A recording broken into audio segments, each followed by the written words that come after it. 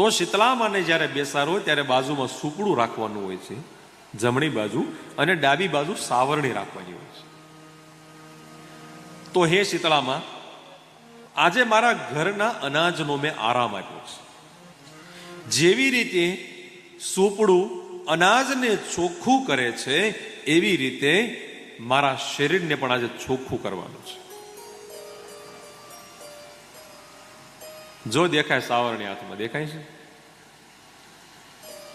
અને સાવરણી એ પણ ભાવ દર્શાવે છે કે આપણા ઘરને સ્વચ્છ અને સુઘડ રાખો, જેથી કરીને રોગ ન થાય.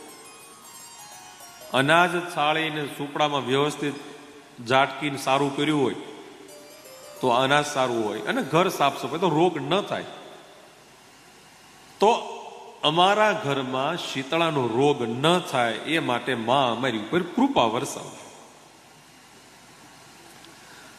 આ એની પાછળનો ભાવ હતો શીતળા સાતમ.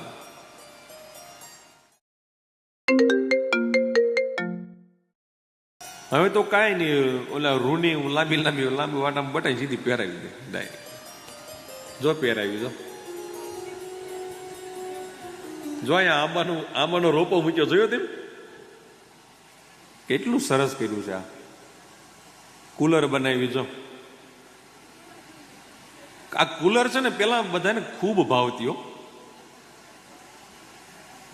હવે તો કુલર અડધો વાટક્યો બનાવ્યો ને તો 2-3 દિવસ તો રસોડા પડી રહે, કોઈ ખાતું નથી. ખરેખર આ દિવસોમાં આવા આહારનું ખૂબ મહત્વ હતું, પણ ધીરે ધીરે બધું વિસરાઈ જાય છે, પરંપરાઓ નષ્ટ થતી જાય છે. તો પહેલા શીતળાનો રોગ થતો, તમને ખબર હોય તો માણસનો ચહેરો આખો બદલી નાખે.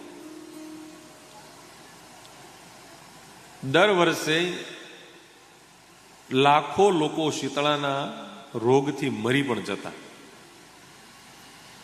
અને ત્યાર પછી 1798માં ડોક્ટર એડવર્ડ ઝેનર નામના વૈજ્ઞાનિકે શીતળાના રસીની શોધ કરી, અને ત્યાર પછી શીતળાનો રોગ ધીરે ધીરે નષ્ટ થઈ ગયો.